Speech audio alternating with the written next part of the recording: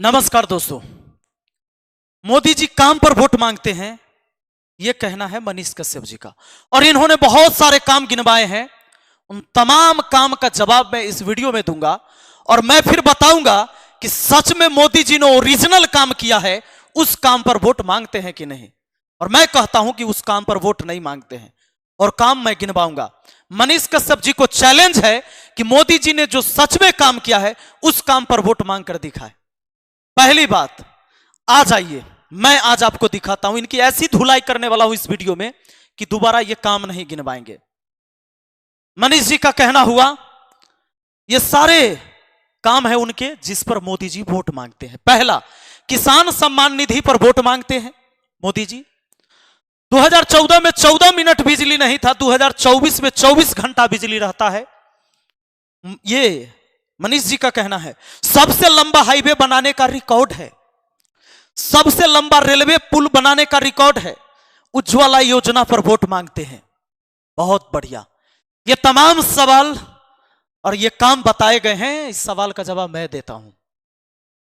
सबसे पहला है कि किसान सम्मान निधि पर वोट मांगते हैं। किसान सम्मान निधि आपको भी पता होगा, 6,000 रुपए किसानों को दिया जाता है। पर इन्होंने यह नहीं बताया कि किसान के यूरिया का दाम, डीएपी का दाम, पोटास का दाम 2.5 गुना 3 गुना बढ़ा दिया गया और 2500 रुपया कर दिया गया डीएपी का दाम। उस पर सब्सिडी दिया जाता है और 1350 रुपया में डीएपी मिल रहा है। तो दोस्तों, ये जो बीच का 11,500 रुपया जो सब्सिडी है, ये पैसा किसके खाते में जाता है? जब आप एक गैस सिलेंडर लेते हैं तो सब्सिडी का पैसा आपके खाता में जाता है, तो फिर ये खाद वाला पैसा कभी आपके खाते में आया या नहीं, चेक कर लीजिएगा। आइए, 2014 में 14 मिनट बिजली नहीं था और 2024 में 24 घंटा बिजली रहता है। यह बात हद तक सही है। हालांकि 2014 में 14 मिनट बिजली नहीं रहता था, यह बात आप लोग भी जानते होंगे कि ये बोलने के दरमियान इतना खतरनाक बात बोल गए कि 14 मिनट बिजली नहीं रहता था। लेकिन यह बात सही है कि 2024 में 24 घंटा बिजली, ना तो 23 घंटा जरूर रहता है। बिजली बहुत जरूरी का चीज था और है भी, क्योंकि इसी से पूरा संसार टिका हुआ है। तो 2014 से 2024 10 साल में एगो खाली बिजली ठीक करने में अगर भाजपा को लग गया तो सिर्फ एक आधार पर वोट किया जाए। और दूसरी बात कि 2014 में 2024 में हमारे और आपके शकल में भी बदलाव आया होगा। मनीष जी देखिए, आप खुद अपना शकल एक बार देखिए, कितना शकल बदल गया होगा आपका। तो इस 10 साल में सिर्फ अगर बिजली में थोड़ा बदलाव आ गया, अच्छा बदलाव आ गया मान लेते हैं, तो क्या सिर्फ एक आधार पर वोट किया जाए? आइए, सबसे लंबा हाईवे बनाने का रिकॉर्ड, सबसे लंबा हाईवे बनाने का रिकॉर्ड। ये देश दुनिया का सबसे बड़ा जनसंख्या वाला देश है। यह देश पूरे वर्ल्ड में 7 नंबर पर आता है पूरे क्षेत्रफल में। तो क्या इस देश में लंबा हाईवे नहीं बनेगा? जब हमारा एरिया बहुत बड़का गो है तो हाईवे कहला ना बड़ा बनेगा। ये नेपाल बना सकता है इतना बड़ा हाईवे, बांग्लादेश बना लेगा, पाकिस्तान बना लेगा। तो हमारा क्षेत्रफल ही इतना बड़ा है तो हाईवे कहला नहीं लंबा बनेगा जी। और सबसे लंबा रेलवे पुल बनाने का रिकॉर्ड, रेलवे पुल बन गया सबसे लंबा। अरे दुनिया के सबसे बड़ा नौकरी देने वाला रेलवे एक विभाग था। पूरे दुनिया का सबसे बड़ा, सबसे ज्यादा संख्या में नौकरी देने वाला रेलवे विभाग था। और तब भी रेलवे चलता था मुनाफा में। पैसेंजर से कमाई कम होता था, मालगाड़ी से कमाई होता था। उसको तो इस सरकार ने बंद कर दिया कि प्रतियोगी परीक्षा देकर एक गरीब किसान, मजदूर, पिछड़ा का बाल बच्चा कंपटीशन देके जाता था जी। दे दिया ठेकेदार को, बेच दिया ठेकेदार के हाथे, प्राइवेटाइजेशन कर दिया। अब इनको मौका नहीं मिल रहा जाने के लिए। तो जो दुनिया का सबसे बड़ा नियोक्ता वाला विभाग को खत्म करते चला गया यह सरकार, तो खाली एगो रेलवे पुल बना लिया। ये बात हो गया सबसे सराहनीय। उज्ज्वला योजना पर वोट मांगते हैं, बहुत बढ़िया। उज्ज्वला योजना, उज्ज्वला योजना जब दिया गया तो माननीय प्रधानमंत्री श्री नरेंद्र मोदी जी ने कहा कि दोस्तों आप अपने सब्सिडी का पैसा छोड़िए और उससे हम उन लोगों तक उज्ज्वला योजना के माध्यम से गैस और चूल्हा उनको उपलब्ध करवाएंगे जो जलावन पर खाना बनाते हैं।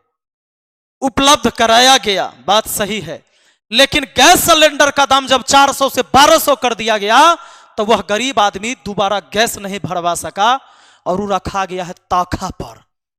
ताखा बुझते हैं, कोठी अपना घर में होता था पहले मिट्टी वाला, जिसमें अनाज भराता था और ऊपर लोग सामान रखता था, वहां रखा गया। गरीब आदमी वो गैस सिलेंडर नहीं भरा सकता था। फ्लॉप है योजना। और जो उन्होंने काम किया है, जिस काम के लिए इन्होंने जबरदस्त वादे किए थे, इस पर वोट मांगना चाहिए। जैसे ही 2014 में कहे थे कि मां गंगे ने मुझे बुलाया है, वाराणसी आ गए, मां गंगे ने बुलाया है, और अब तो कहते हैं मैं गंगा पुत्र हूं।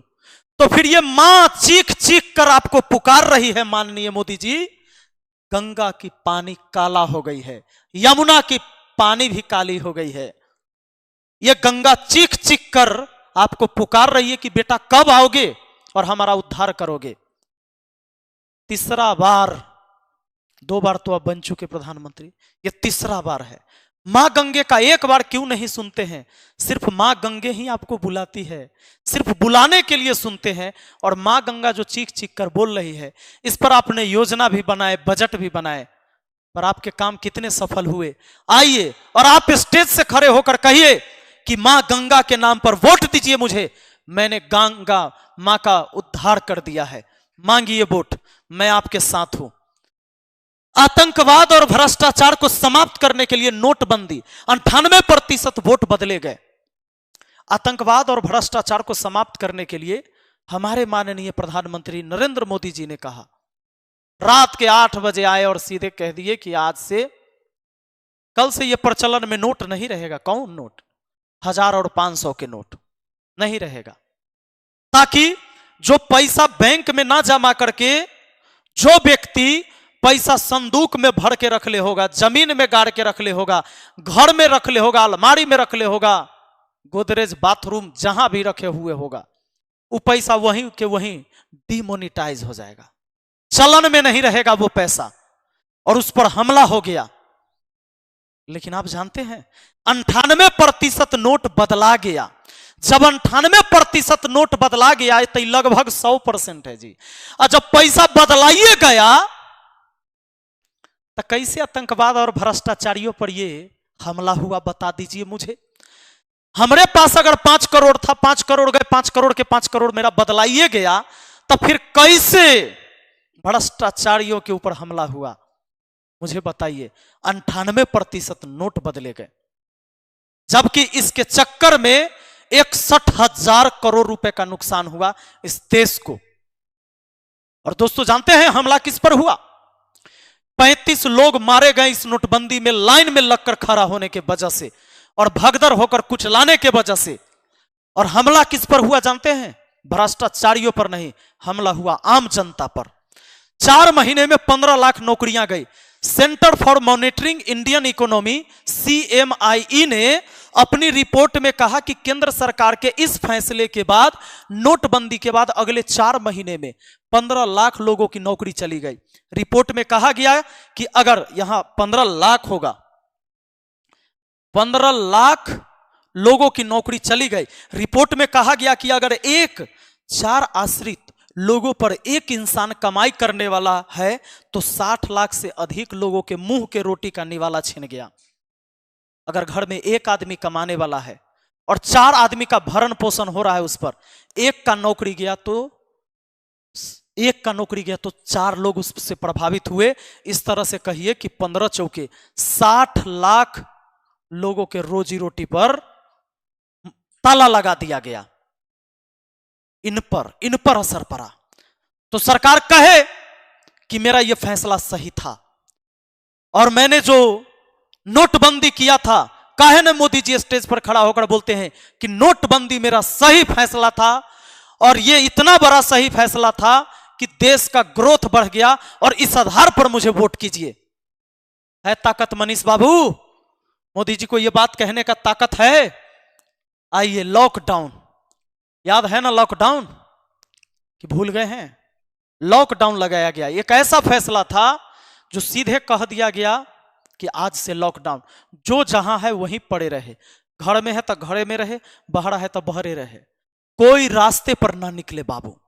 जो बाहर में कमाने गया है वहीं रहे, जो गांव में है वहीं रहे, क्योंकि निकलना है ये नहीं है।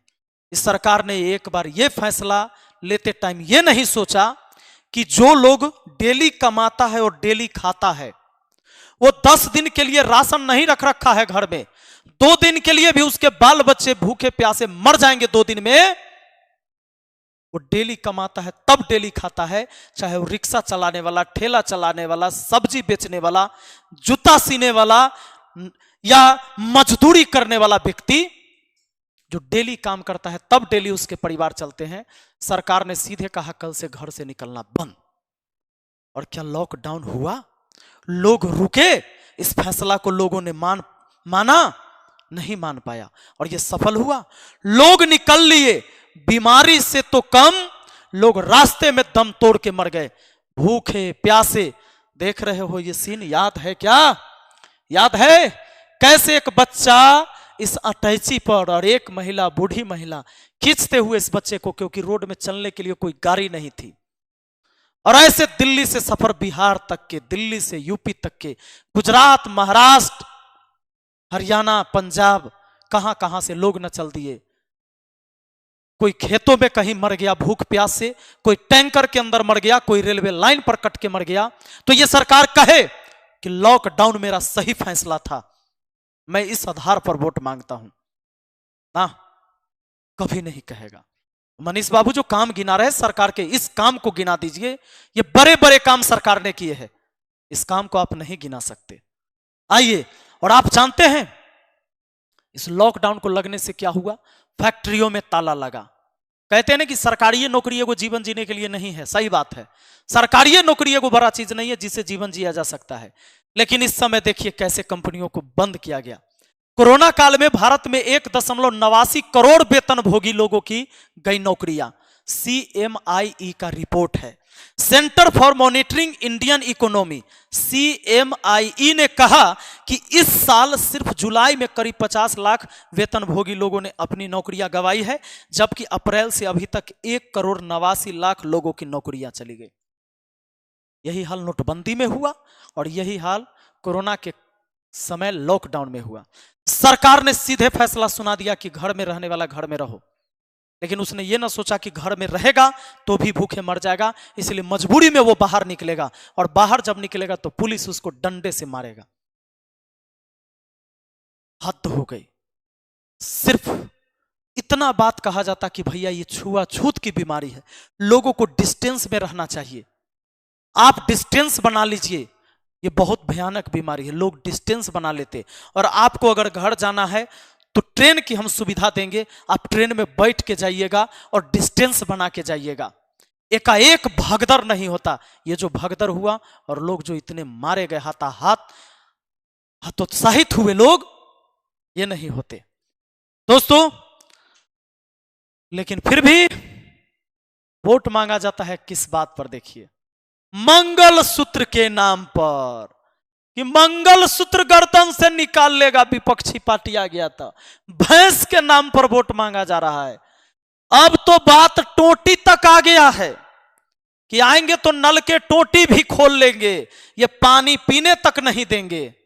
इस पर वोट मांगा जा रहा है।